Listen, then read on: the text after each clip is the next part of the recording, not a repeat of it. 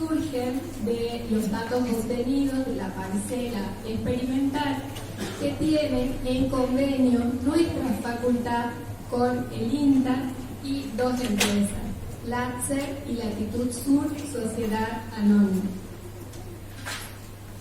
Como ya nos comentaron un poquito todos los conferencistas que estuvieron esta mañana, la producción en nuestra provincia se focaliza principalmente en la región de los valles templados, abarcando principalmente los departamentos San Antonio, Doctor Manuel Belgrano, también el Carmen y el departamento Palpalá, donde se concentra prácticamente toda la producción con aproximadamente unas 850 hectáreas, principalmente de durazno, aunque también tenemos nectarinas, ciruelos y otros frutales.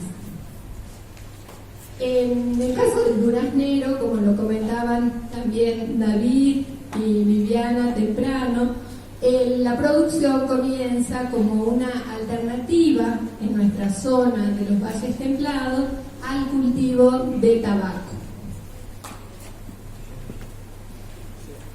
De acuerdo a las investigaciones y los resultados que son incipientes en cuanto a la parcela experimental, pero me olvidé de comentarles que nosotros también tenemos un laboratorio de zoología en la facultad, a la cual acuden muchas veces y ya desde hace mucho tiempo nuestros productores, acercando sus muestras para conocer cuáles son las plagas que pudieran estar asociadas a problemas que se presentan en el cultivo.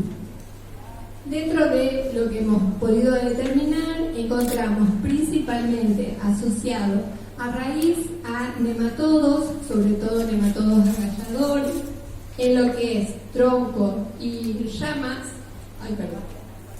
en lo que es tronco y ramas, vamos a ver cochinilla, en lo que tiene que ver con el follaje, principalmente pulgones y algo también de grafolita, y en frutos, principalmente las moscas de los frutos y también el gusano del brote. Como les decía recién, el raíz, y que generalmente le cuesta mucho, sobre todo al productor, poder detectar, porque es algo que está debajo del suelo, no lo ve, y cuando lo detectan ya el daño generalmente está hecho. Fíjense que es importante la presencia de... El punterito no lo puedo todavía corregir. Bueno, acá ustedes ven la altura del portainjerto. Es importante tener en cuenta el tipo de portainjerto que estamos utilizando, porque ya vamos a ver que hay portainjertos que son susceptibles, otros tolerantes y otros resistentes a los nematodos. Principalmente lo que encontramos en la zona son los que llamamos nematodos agalladores, que tienen la particularidad de ser polifitófagos, es decir, atacar a una gran diversidad de cultivos, no solamente frutales, sino también, sobre todo en la zona, al cultivo de tabaco y también muchas hortícolas. Es importante detectarlo ya en vivero, porque suele atacar en plantación de vivero el durazno, para no llevarlo hasta el área o zona de plantación.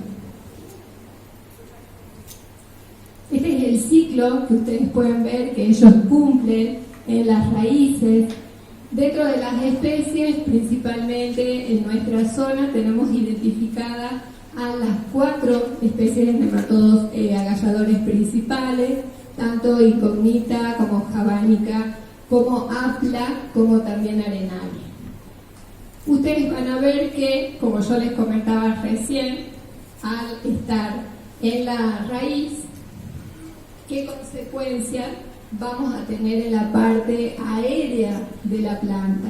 Como tiene la particularidad de formar nódulos que no se separan, como en el caso de los nódulos bacterianos, sino que forman parte de la misma raíz, Lo que produce el organismo al alimentarse es una hipertrofia, acompañada de una hiperplasia. Es decir, que hay todo un desequilibrio celular con una multiplicación, una división excesiva que trae como consecuencia la formación de células gigantes. Eso se traduce en la parte aérea en menor crecimiento y por lo tanto en menor producción. ¿Qué podemos hacer si detectamos la presencia de estos organismos? Lo que generalmente nosotros aconsejamos siempre son análisis de suelo, tanto de preplantación para saber de qué partimos, como también de postplantación para tener una idea de cuál es la nematofauna que pudiera estar asociada a esas raíces. También lo que se recomienda es que entre las líneas dejemos o coloquemos algún cultivo de cobertura. Se suele recomendar gramíneas porque suelen ser las menos afectadas por estos organismos y de esta manera generamos un microclima adecuado para el desarrollo de la nematofauna benéfica. Dejamos la raíz y ya pasamos al follaje. Y en la zona o en la parcela experimental de estudio, desde el año pasado hemos podido observar la presencia tanto de pulgones, como el caso de Mysus persicae, y también la mariposita o gusano del brote del duraznero. En el caso de los pulgones, ustedes fíjense que son organismos muy frágiles, muy pequeños, generalmente los vamos a comenzar a observar desde el momento de la brotación y vamos a ver que estos organismos ocasionan dos tipos de daño.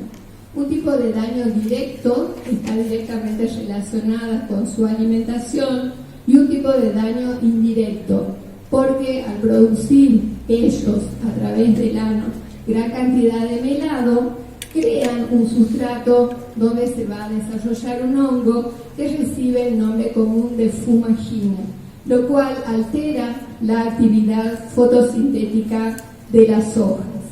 Y en el caso de Mysus persicae, ustedes van a ver que puede transmitir una gran cantidad de virosis. Gracias a Dios no en la provincia de Jujuy, pero sí en Argentina, se comporta como vector del PPB que produce la enfermedad de Charcas, la cual a partir del año 2005 está circunscripta a la localidad de Pocitos en la provincia de San Juan y también se ha localizado en el sur de Mendoza. Con respecto al ciclo de vida, ustedes van a ver que en el caso de los pulgones es bastante complejo porque ellos van a alternar dos tipos de reproducciones, sexual y asexual, en dos tipos de hospederos. En el caso de la provincia de Jujuy, el hospedero primario para la reproducción de la plaga es justamente el duraznero.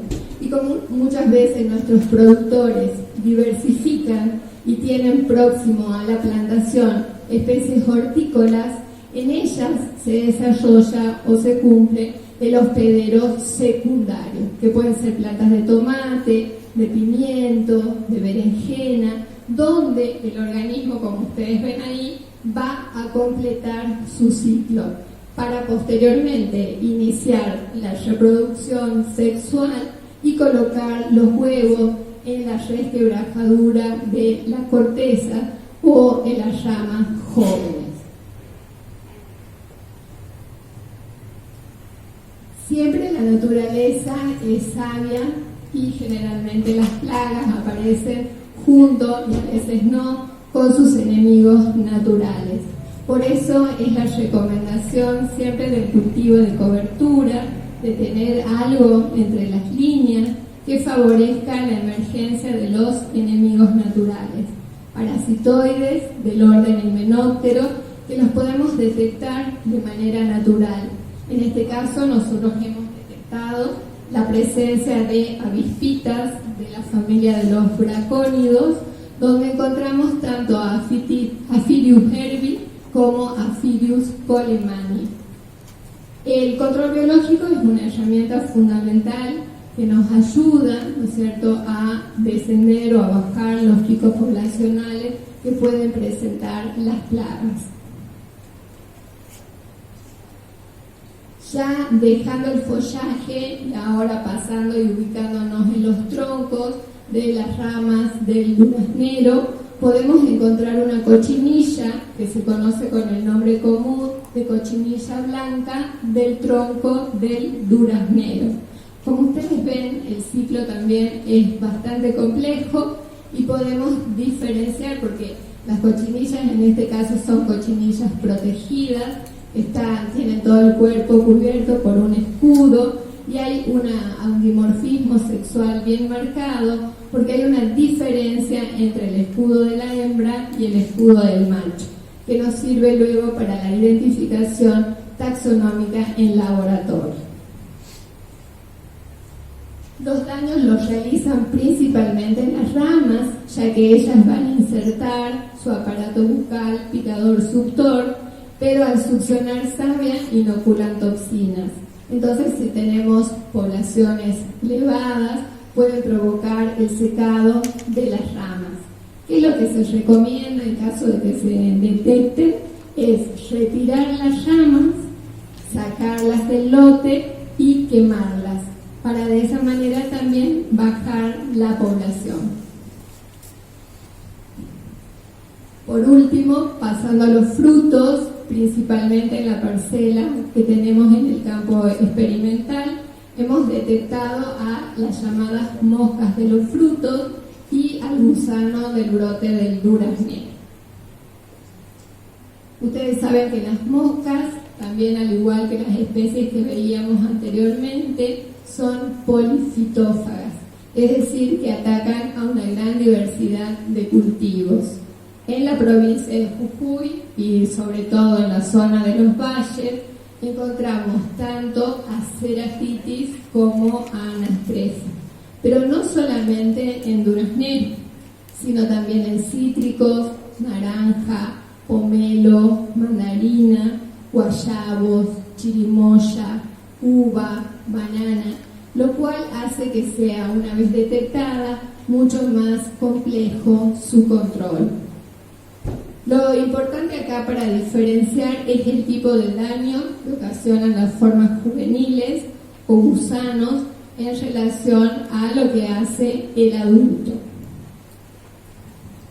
Con respecto a la larva o gusano, ustedes van a ver que tienen como aparato bucal unos ganchos mandibulares bien prominentes con el cual van a hacer daño en la pulpa de la fruta.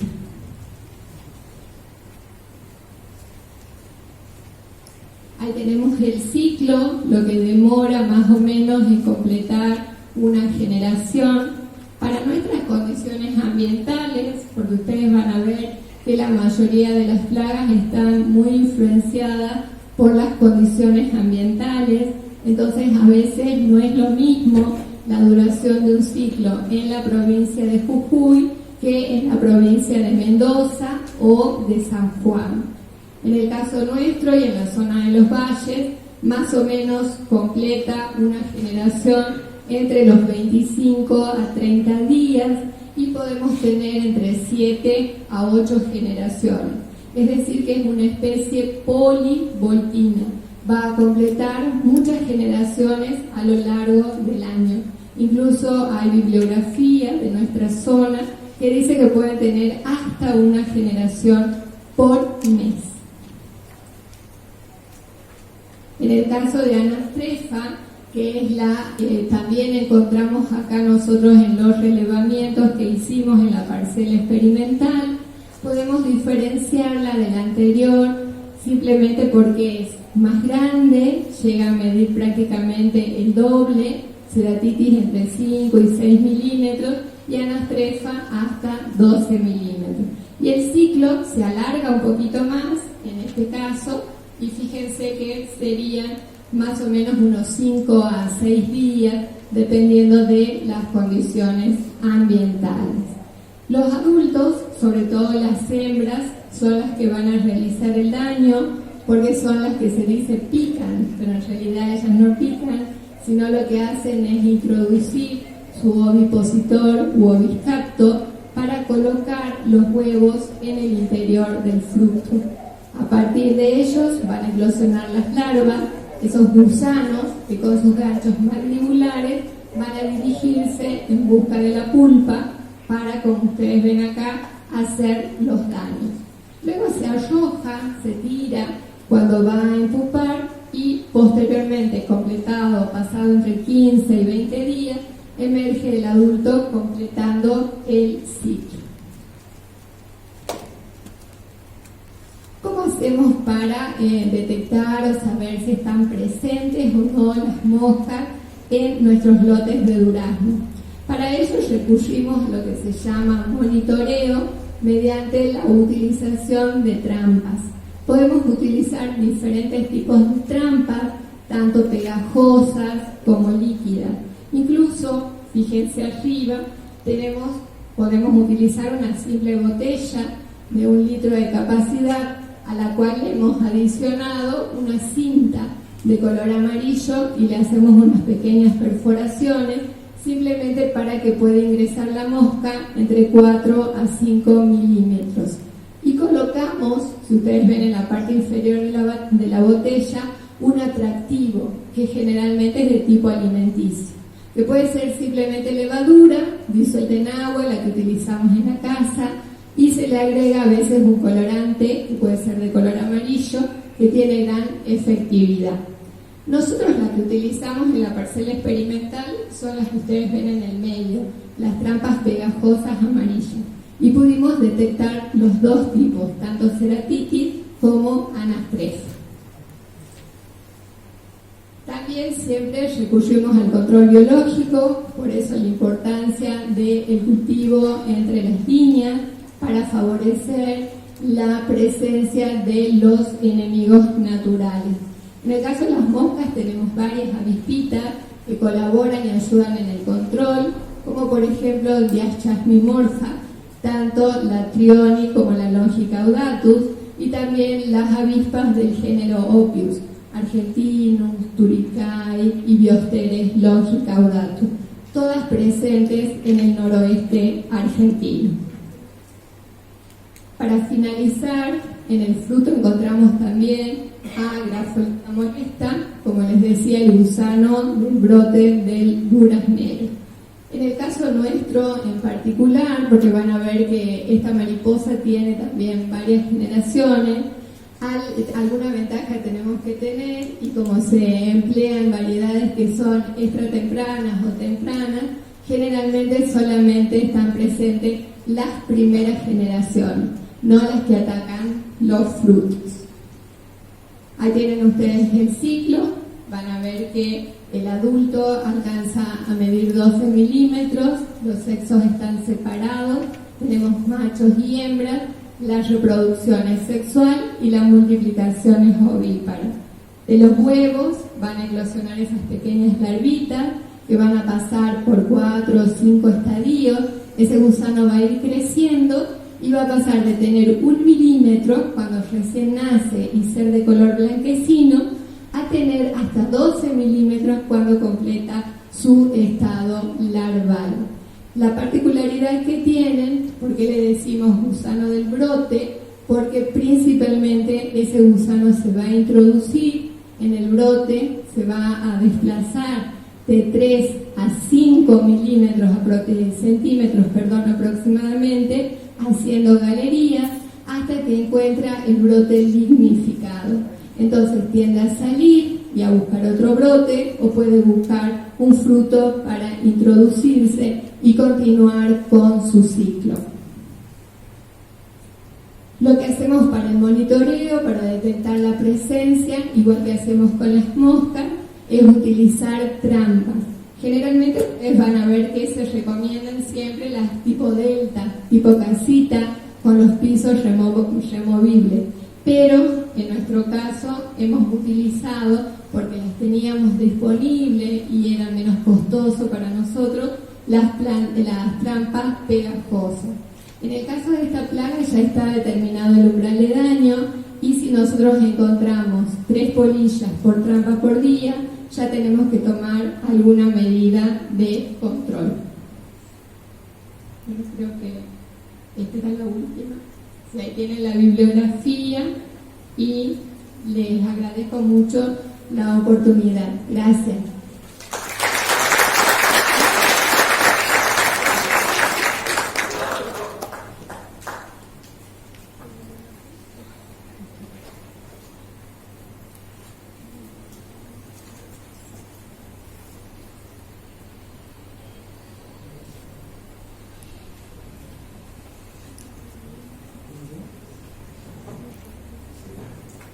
Bueno, buenas tardes a todas y a todos. Yo soy Noemí Bejarano, estoy encargada de presentar el estado sanitario vinculado a las enfermedades. He decidido llamar patosistemas a los problemas sanitarios que se presentan en nuestra zona. Este es mi equipo de trabajo que está colaborando con nosotros en la identificación de enfermedades en el laboratorio. Acá tenemos como estudiantes Dayana y Carla, que a través del tiempo han ido cambiando, y luego está José y Nancy, que son los fitopatólogos de mi cátedra.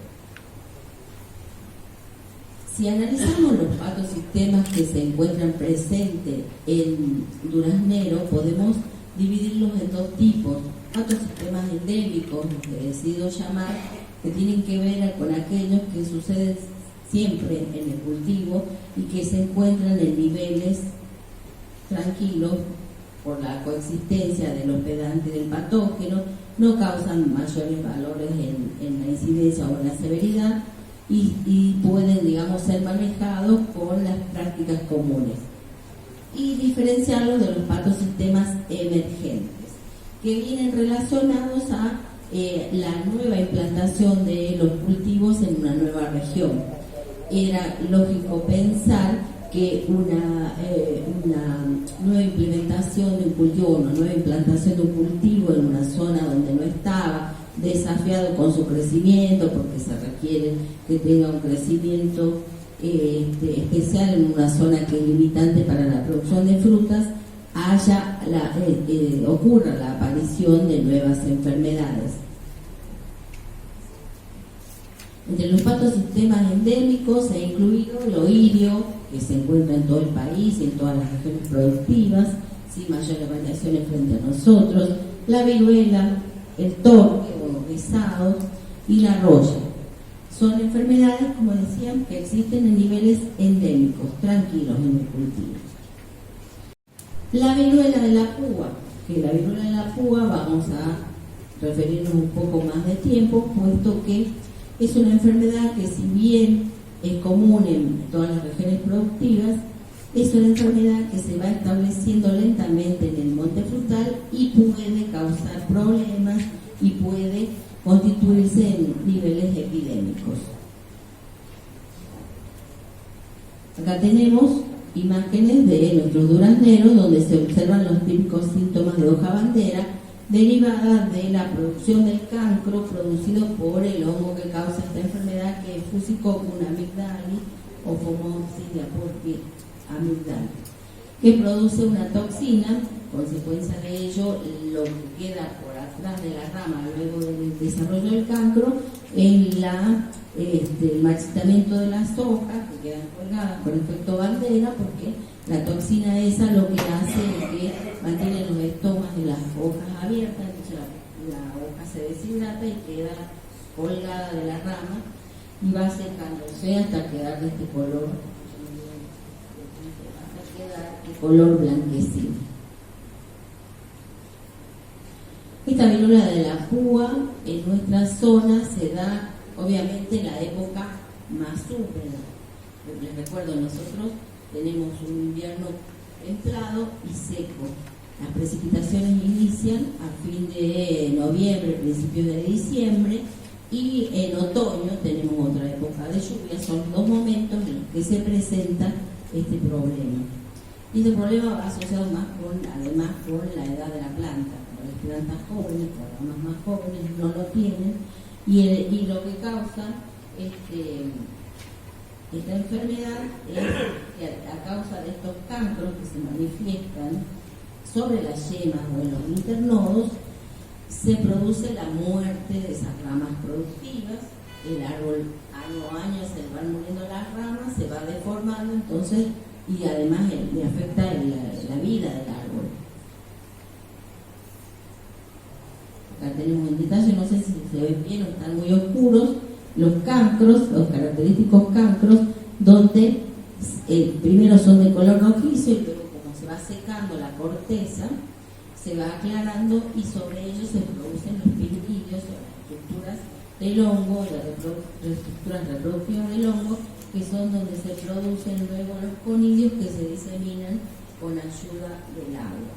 Están inmersos esos conilios en una masa mucilaginosa, por lo cual solo son dispersados por efecto de las gotas de lluvia salpicadas, ¿sí? Entonces, esto hace que sea muy importante la autoinfección más que la aloinfección, es decir, una vez que aparece esta enfermedad en una planta, lo más factible es que la planta anualmente se vaya enfermando más que a que se disemine entre plantas la enfermedad.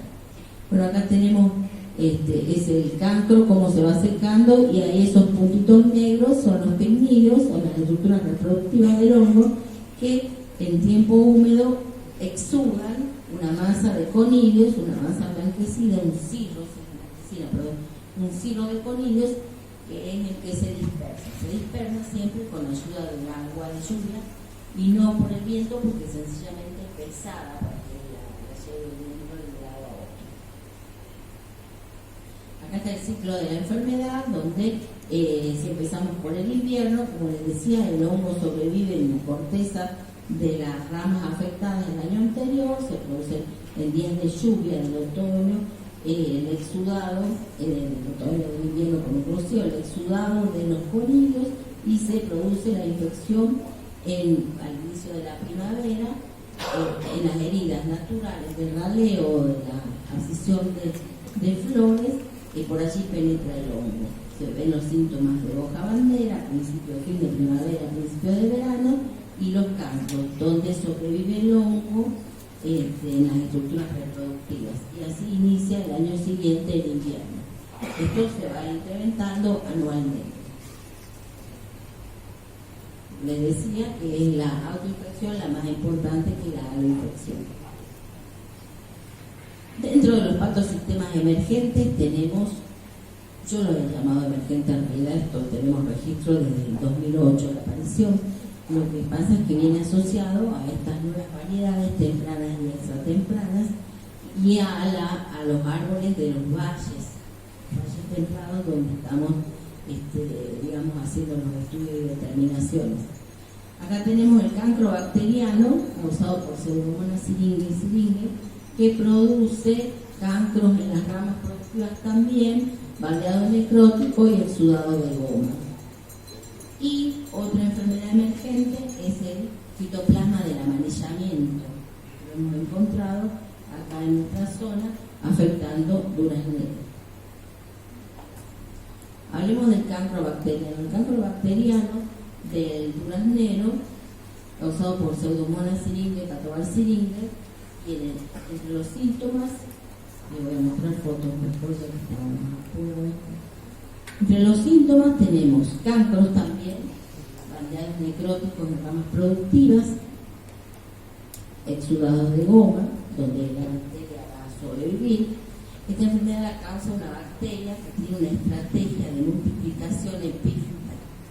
Esto es, cuando llega a un lote, el nivel de población de la bacteria va incrementando hasta un número que, cuando alcanza ese número, con ayuda del agua, recién penetra la bacteria a la planta por los estomas o por las heridas.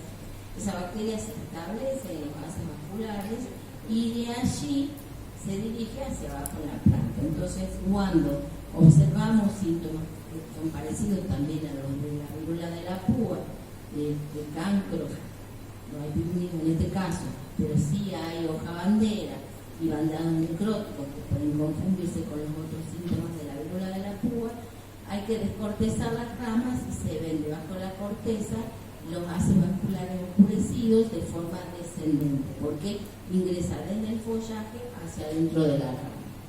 Esto ya es un daño en una planta vieja, este daño vino de antes, y se observa como debajo de la corteza está todo el tejido necrosado y produciendo goma. Esta bacteriosis lo que hace hacia la planta que la va desgastando anualmente. Y como es una enfermedad que no afecta fruto, afecta las plantas, pasa esto que charlábamos hoy con algunos productores, que por ahí uno se ocupa de los frutos y se descuida las plantas en la época de crecimiento, y cuando encontramos una enfermedad en un lote es porque ya hay un nivel de incidencia bastante importante. Acá tenemos más detalles. Este bandeado necrótico, bandeado se llama porque tiene las ramas con bandas necróticas con exudado de goma. Esta parte es una banda necrótica, acá hay otra banda necrótica y abundante exudado de goma. Esto se ve en verano. Acá se quedan las bandas también, con las hojas colgando, con hoja bandera y con bandeado necrótico. En este caso no hay toxina, pero al haber un bandeado necrótico se interrumpe toda la comunicación entre circulación de savia y agua en la rama, por eso se ven esos síntomas. Bueno, y donde viven la bacteria, justamente en esas yemas protegidas por la goma, y como decía, anualmente esa población va incrementando. El incremento lo hace cuando inician las lluvias, cuando inician las lluvias, la población aumenta, tiene el vehículo para ingresar, porque lo hace por medio de agua a los estomas.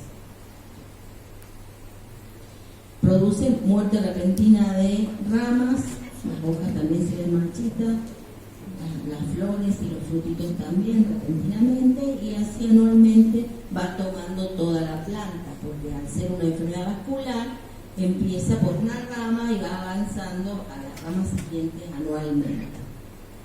Es una enfermedad que podríamos decir o de reciente aparición, o nos dimos cuenta más o menos de esto desde el 2007 está apareciendo, o nos dedicamos a estudiar. Eso también es otra cuestión, que las enfermedades aparecen a niveles indetectables y recién cuando los percibimos, los micropatólogos, los agrónomos que están en el campo, se empieza a estudiarlas. Esta enfermedad también produce un síntoma semejante a la viruela en el follaje, que es este cribado que aparecen en las hojas, pero se observa alrededor de estas lesiones halos amarillos. En realidad la lesión empieza como no sé si pueden apreciar, como pequeñas áreas amarillentas, que es donde la bacteria se está multiplicando luego de que penetró por algún estoma, y finalmente avanza, es circular la forma de la lesión, avanza en el tejido, produce la necrosis y hasta la caída del tejido. Todos estos síntomas, obviamente, cuando se los encuentra en el campo, van al laboratorio y se confirman. Una vez que ya está entrenado el monitoreador, ya puede observarlos directamente. También es importante recordar que las enfermedades no se presentan solas y exclusivas en un monte frutal, están coexistiendo muchas veces más de una. Bueno, acá están otros síntomas del cancro, los síntomas iniciales del cancro en las ramitas, un cancro más avanzado y la producción de goma. Todas estas enfermedades fueron diagnosticadas en nuestro laboratorio, cumpliendo todos los postulados requeridos, por eso que se trata de nuevas enfermedades. Bueno, el amarillamiento del duraznero es otra enfermedad nueva o de reciente aparición en los últimos 10 años, podríamos decir, y vale el mismo comentario que hace rato, es nueva o la detectamos hace poco. La causa un fitoplasma, el fitoplasma argentina, pit yellow artrit, del subgrupo 16SR3B del grupo X16. Este es un síntoma que se observaron en nuestros durazneros. Luego hicimos un trabajo junto a los investigadores del INTA del CEPAB en Córdoba, con el especialista en fitoplasma, que es el doctor Wisconsin, más allá que era cantado que se trataba de un fitoplasma por el tipo de síntomas que se veían en la planta, entonces se iniciaron los estudios de esta enfermedad. ¿Qué síntomas se veían o se ven en las plantas? Que lo van a poder ver si salen en la recorrida. También es una enfermedad vascular porque los fitoplasmas son como bacterias, sin pared, la limitante de que como no tienen paredes, todo el ciclo está dentro de la planta, así no pueden salir del floema de la planta, cosa que sí lo hace la bacteria cuando sale epifitamente a infectar.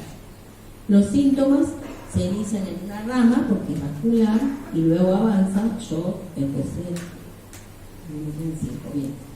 El amarillamiento sectorizado, una rama, 2 ramas, 3 ramas, enrojecimiento y enrollamiento de las hojas, necrosis, defoliación prematura de ramas, acortamiento de entrenudos, y por eso ya les voy a mostrar la foto que las ramitas parecen un plumerito, y se produce finalmente muerte de ramas, finalmente de plantas enteras. Acá tenemos, en esta foto se ve cómo está avanzando en una rama. Esta empezó el año pasado y esta hasta este año, y se van muriendo de aparte el síntoma de las hojas amarillas, enroscadas, ¿sí? Escoba de bruja, se llama esto porque hay acortamiento de entrenudos, la rama en vez de crecer normalmente, los entrenudos están muy próximos y las yemas también, por lo tanto crece esto como plumerito. También enrojecimiento de estos brotes, por eso les decía que ahí fue cuando sospechamos la presencia del fitoplasma, por el hecho de que se veían síntomas de enrojecimiento, escobas de bruja, acortamiento de entrenudos, por ello. Acá tenemos el detalle de esta escoba de bruja, que se ha producido, como les decía, porque no se ha estirado por crecimiento y quedaron uno al lado de otro. Y esta clorosis que termina luego en un amarillamiento. Por eso la enfermedad se llama amarillamiento. Y así aparece en el lote. Aparece y se muere la planta. Esta es una planta que seguramente adquirió la enfermedad hace 2 o 3 años y termina por morir. Y obviamente nosotros lo que hicimos en el campo es mirar las plantas próximas para ver la dispersión que sucede, para ver la dispersión que sucede en el campo, y encontramos, también hicimos captura de vectores con trampas y encontramos que el vector es Arraliana encígena. En realidad se encontraron varios hemípteros de esta familia, pero en esta se encontró un resultado positivo. En los otros hemípteros que se encontraron puede ser que no haya alcanzado el número suficiente para hacer una detección positiva, entonces no podemos descartar. Lo que sí podemos afirmar que, según los datos que nos mandan los fitopatólogos del CEPAVE, que son los que hacen la detección de este patógeno vía molecular, es que el patógeno está en la Arraliana encígena. Bueno, hemos evaluado también el progreso anual de la enfermedad para ver, obviamente, una enfermedad vascular, cómo sucede, y hemos visto que se inicia en agosto con la primera rotación, y este es un trabajo que evaluó la incidencia de la enfermedad en varios puntos en el lote, y podemos ver que hay algunos puntos donde la enfermedad en este caso no apareció nunca, son los más que están más adentro del lote. En otros donde la enfermedad se manifestó pero no cambió el nivel de enfermedad todavía. Pueden tratarse de plantas jóvenes, puesto que esta enfermedad se acelera y se hace más profunda o más severa en plantas viejas. Y en este caso también son puntos que están más internos. Cuando empieza el incremento de enfermedad es cuando empieza la actividad vegetativa. Y allí es cuando, por eso la enfermedad viene del floema en la brotación, y se observó un incremento, por ejemplo, en algunos puntos del 5 al 15%, y esto es incidencia de enfermedad, porcentaje de plantas enfermas, y en otros puntos del 10 al 15. Luego se sostiene el nivel de enfermedad. Esto es sencillamente porque la enfermedad ya se manifestó con la brotación y la planta va a estar enferma hasta el final de ese ciclo anual. Ya termino. Bueno, lo mismo hemos hecho para OPP y sucede el mismo comportamiento. Resumiendo, ¿cuáles son las enfermedades que encontramos tanto en las parcelas experimentales como en los resultados obtenidos de muestras acercadas a nuestro laboratorio? En nuestra zona se encuentra presente la mancha bacteriana, en realidad en todas las variedades de durazno y nectarinas observadas, el cancro bacteriano igual, la viruela común igual, la viruela de la púa igual, el torque, excepto el don Bacilo y las dos nectarinas, no se presentaron. En estos años que estamos haciendo el seguimiento en el caso de las parcelas, y el fitoplasma del amarillamiento lo hemos encontrado solamente en las tres variedades de duraznero, flor de aquino, PDP y rojo 2. Post cosecha, hemos iniciado estudios de post cosecha. Bueno, sabemos que es un fruto extra primicia que sale rápido al mercado y que por lo tanto nosotros para hacer el estudio post cosecha lo que hemos hecho es colectar las frutas e incubarlas en ambientes húmedos y luego evaluar periódicamente para ver el desarrollo de los patógenos presentes. Y hemos encontrado, bueno, en este duraznero, que es el PDP, Geotrichum, por ejemplo, se puede observar cómo se ven, cómo están fermentos saliendo es una levadura Geotrichum, de los frutos, así que yo creo que es el más importante de todos. De todas formas es fruta que está incubada, no se da la fruta entra y sale del empaque. También estoy para ver potencialidad de deterioro por cosecha en envíos. Hemos encontrado Fusarium, Phytophthora, Penicillium, Rhizopus y Geotrichum con más detalle. Acá tenemos Geotrichum y esta es la foto de Don Geotrichum, que son este hongo que produce unos conilios bien rectangulares. Acá está con más detalle. En los PDP también encontramos Geotrichum y en el Sunriser encontramos mucho daño de Rhizopus. Esto también tiene que ver con el transporte desde cosecha hasta el sitio de incubación también, obviamente. Acá tenemos más detalles. Rhizopus es común en todos los hechos frutales, si bien en muy baja incidencia, monilinia por el doble parda, que por nuestras condiciones ambientales no es un mayor problema en plantación, ¿sí? Obviamente nosotros, como hemos realizado la incubación de los frutos, determinamos lo que está presente, sino lo que no tiene en nuestra zona es ambiente, porque nosotros tenemos al menos en la época de producción de frutas, días muy secos. Pero lo que no quita que este hongo pueda instalarse en el árbol y causar daño en el resto del árbol. Hasta un detalle, no hemos determinado todavía la especie y en niveles de incidencia muy bajos y, como les digo, en incubación de fruta. Aquí están la típica cadena de conillas de monilinia. Acá hay más detalles. Y ya me pasé, así que bueno, muchas gracias.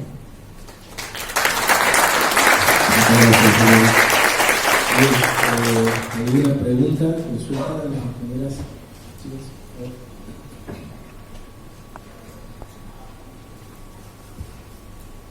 Hola, ¿qué tal? Buenas tardes, muchas gracias por la presentación. Te hago una consulta con el tema de fitoplasma. ¿En qué época ustedes ven los síntomas?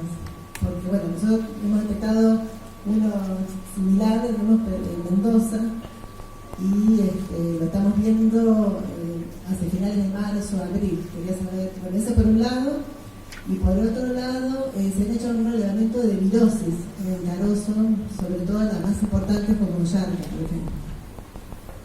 Bueno, esto aparece, como les decía, iniciada la época vegetativa, se ven los primeros síntomas en los árboles y de ahí el árbol infectado avanza en el síntoma.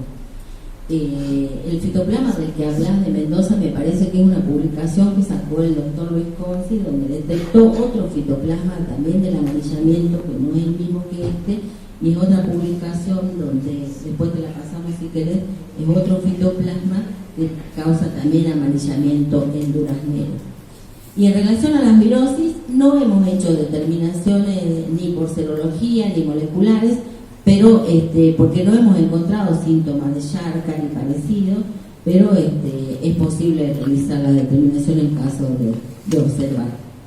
Sí, una cosita. Acá estoy, acá. Acá.